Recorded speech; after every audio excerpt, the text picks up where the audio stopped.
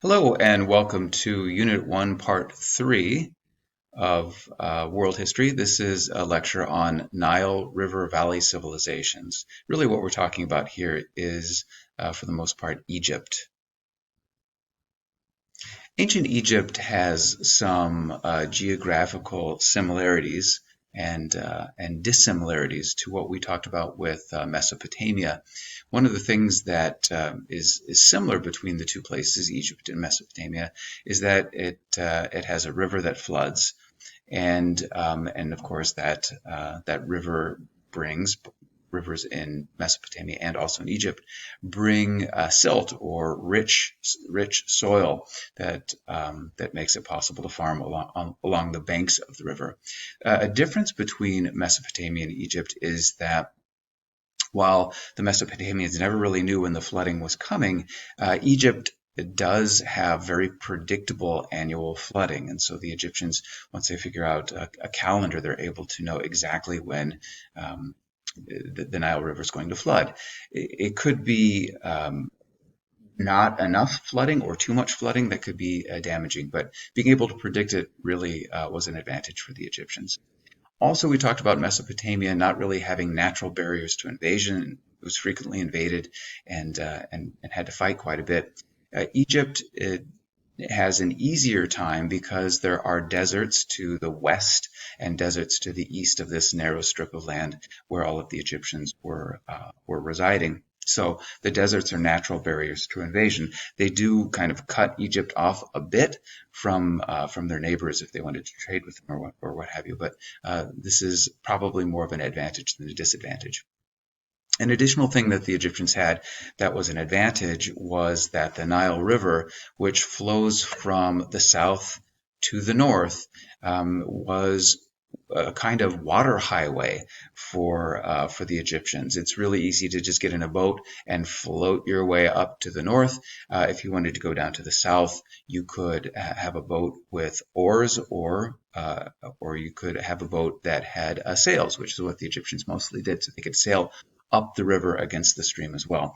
And so this provides an easy way to transport people and food and goods and so on. A way in which Mesopotamia and Egypt differ is how Egypt was politically different in a centralized empire. You might remember that Sumer or Mesopotamia had city-states, and each one of those controlled by a government. Well, in Egypt, it was united as a kingdom around the year 3200 BCE. And there was one single ruler, a king called the Pharaoh.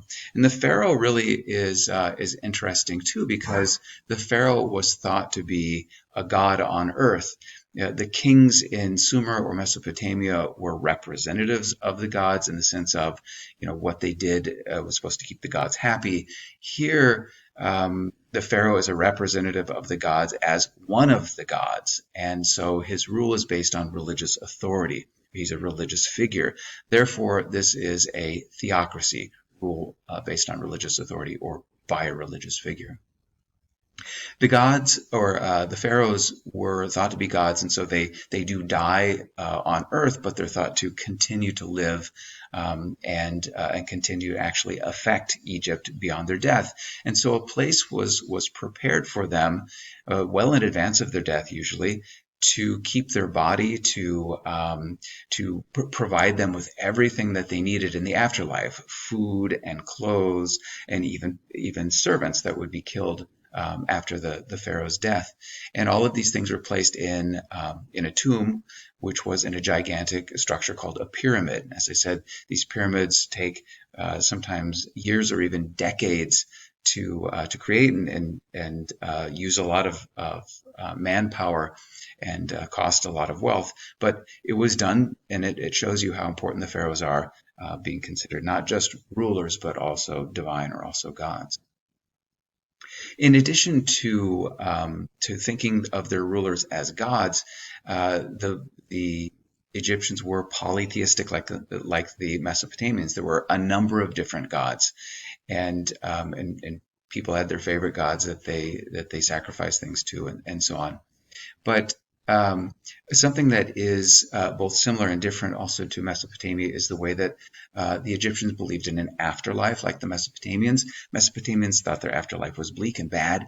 The Egyptians have a belief that if you are a good person, you have the chance for a happy afterlife. And basically, somebody would die and their heart would be weighed by Anubis, one of the gods. And if their heart was weighed down by sin, then they were essentially going to hell, or they would be devoured by this awful monster in the afterlife. If their heart was light because it wasn't burdened by sin, then they would be taken to a place that was kind of like paradise, and they would have a good afterlife. You probably heard of mummies before. The Egyptians did sometimes preserve the bodies of their dead and mummified them. The process by doing that is kind of interesting and not always easy, but essentially they are drying out these people and wrapping them in various kinds of things to preserve their bodies, really for thousands of years. We're still finding mummies, and we're able to learn a lot about Egyptians by looking at these mummies. But really, it was only the elite people, it was only the pharaohs and the pharaoh's family and the very rich people who were being mummified and their bodies were being preserved. Once again, with the thought of the afterlife. In terms of social classes, society is mobile. That is to say that somebody could move up and down in social class. They might start off as a farmer and be able to move up to become a landowner. They might start off as an artisan, somebody creating some sort of craft product, and learn to read and write, and then be able to work their way up into becoming a priest, for example, and doing better in society. So at the very top of society was the royal family, gods or godlike people, and then just below them were landowners and priests and generals serving in the army. Below them would be merchants who are trading goods, artisans who are creating goods, and below them, and really the largest number of people in society, were farmers or simple laborers. Um, the Egyptians also did have slavery, and generally the people who were slaves were people that had been captured in war. Just like in Mesopotamia, women had more power, let's say, or more rights at this point in time, thousands of years ago, than they would have later. Women in Egypt could own property, they could trade property, they could work, they could propose marriage, they could get a divorce. So they do have some powers or some abilities that later on women do not have. In terms of a system of writing, you might remember that the Mesopotamians had cuneiform. The Egyptians have something called hieroglyphs, and hieroglyphs are pictures. If you look at this image here, they are pictures of things that represented things. But over time, these pictures start to represent sounds, and so they become more of almost like letters or an alphabet that you could spell out names and so on with. So the original way that they are doing these hieroglyphs are kind of like what the Mesopotamians were doing. That is to say, carving them or pressing them into either clay or carving them into stone. But over time, they discover a kind of paper made from reeds that is called papyrus. And so papyrus, a much cheaper material, a material that sadly for historians, much of that just goes away over time. But a paper-like material that the Egyptians could then write on, and it makes it easier for them to carry their writings with them or have them not set in stone, so to speak, or not set in clay.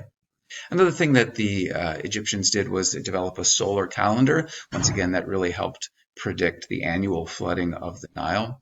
They also came up with some math, some addition and subtraction that made it easier for them to figure out taxes, which of course are very important for keeping the government afloat, and then also geometry in order to figure out how to make the pyramids the way that they did, with very little room for error and made in a very organized and impressive way. In terms of medicine, they learned how to set broken bones. They could treat fevers. They could treat wounds of various kinds. They even figured out the heartbeat and could find people's pulses at different points of their body. So they did have a little bit of medical knowledge as well. Another very impressive thing that they did was to build a canal, a kind of waterway from the Nile River going out to the Red Sea. It made transporting things from the Nile to the Red Sea back and forth much more easy as well. There were three different kingdoms, the Old Kingdom and the Middle Kingdom and the New Kingdom. The Old Kingdom just kind of declined. The Middle Kingdom falls to invasions of people from the outside. During the New Kingdom, though, from about 1500 to 1000 BCE, Egypt really experienced its greatest height in power. There are a couple of famous pharaohs. One of them, Hatshepsut, was a woman, a female pharaoh, and she was very successful and encouraged trade. In fact, she encouraged trade with a place, once again, through the Red Sea, a little bit south in Africa, a place that they called at that time Punt, but it turns out what she was doing was trading with Somalia, or the place that does become Somalia.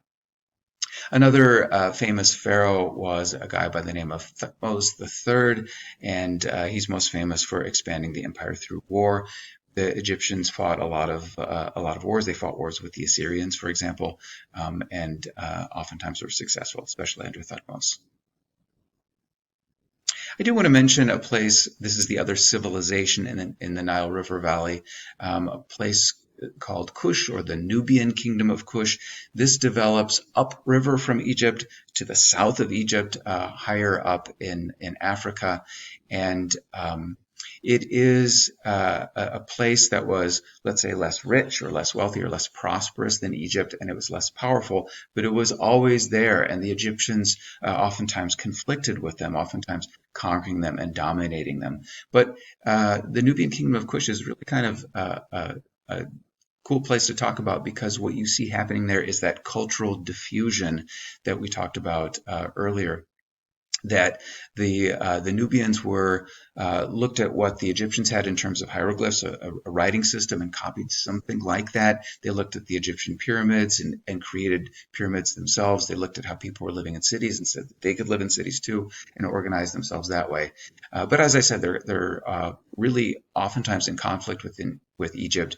They do, however, or they are, however, able to dominate Egypt at the end of the New Kingdom, and it ends the New Kingdom for Egypt, and then Egypt is going to be taken over in later years by other people. So I hope that I gave you the answers to the essential questions that were on your EQ sheet.